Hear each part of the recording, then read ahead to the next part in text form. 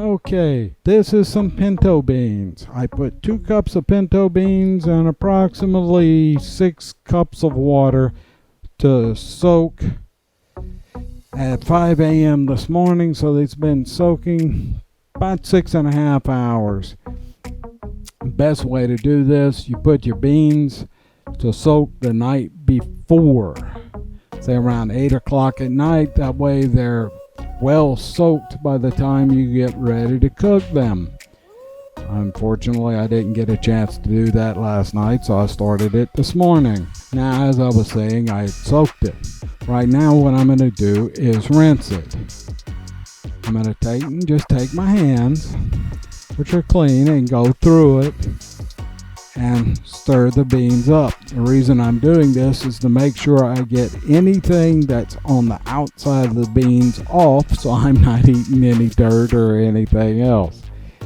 As you can see, the water's not very clean, and this is just a hull that came off.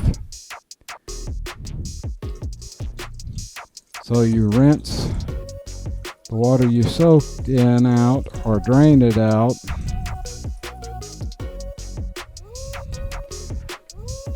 Then rinse your beans with just cool water. As you can see, I'm kind of getting some hulls out. You really don't have to. I just prefer them to remove them. And you go back to rinsing it until your water is clear. You don't have to do it extremely vigorously. It just allows you to find anything in it, because I have found a pebble in a pack of beans before. It does not happen often. They're usually very clean, but it does happen. Like I said, I don't like the leave the hulls in, but that's personal choice. So I'll drain this out again.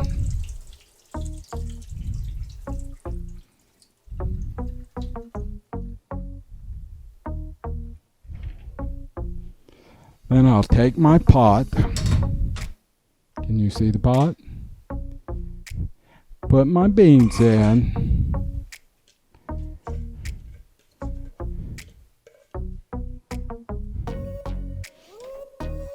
And then y'all excuse me, I'll get an onion and cut that up. Okay. We prefer a lot of onion in our beans. If you don't like a lot of onion, then don't use a lot of onions. But in the area we grew up with, we ate onions in almost everything.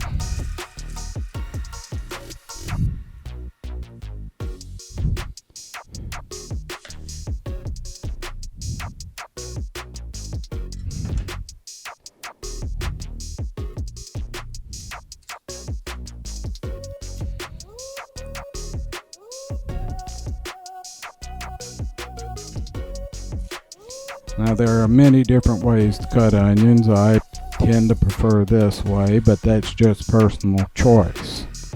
There are safer and unsafe ways to cut onions, so be careful not to cut yourself.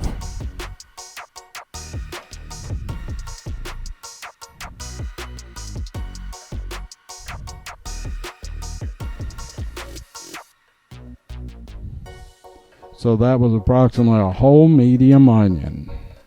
I'm going to put approximately 1 teaspoon of black pepper,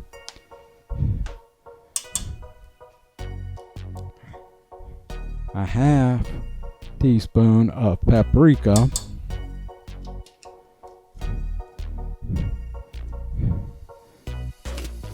oops, take the lid off so I can reach it, 2 teaspoons of garlic powder,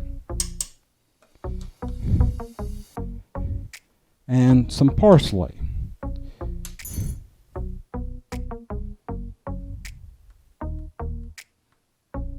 About 1 tablespoon of the flake parsley, not the powder. If If you're using the powder, put about a half teaspoon to a teaspoon. Now, some people put salt in it. I do not add extra salt because if somebody wants salt, they can add it. You can't take it out once you've added it, and I personally, due to health reasons, try and keep my sodium level real low. Now, to this, you will add, I'll let you know in a minute because I'll measure it out. And thank you, Mom, for filming. That's 5 cups of water. That's a little much, but I prefer to have a little more and cook down. Let it cook down. Now I'm going to put this on the stove and approximately 1 hour to cook on a low fire. If they soak long enough, which if you do it overnight like I suggested at the start that I didn't do, they'll cook. If you find them crunchy, just let them cook longer on a real low fire. And we'll be back in about an hour. As you can see from the line, this is where it was. This is the little bit that's left. They enjoyed it. Now this was a basic seasoning. I suggest if you can use salt, or if you're one of the ones that prefer to use salt, add a teaspoon of salt to the beans for enhancing the flavor. You have to be real careful with the beans though, or you will drown out the flavor of the bean itself. If you prefer more heat, use your favorite hot sauce. Add some to it, because once you put this over rice or bread or however you decide to eat it, it will mellow out the flavor a lot, so it will taste bland. But if you add too much seasoning, you lose the flavor of the bean. Thank y'all for watching. Like, share, and subscribe.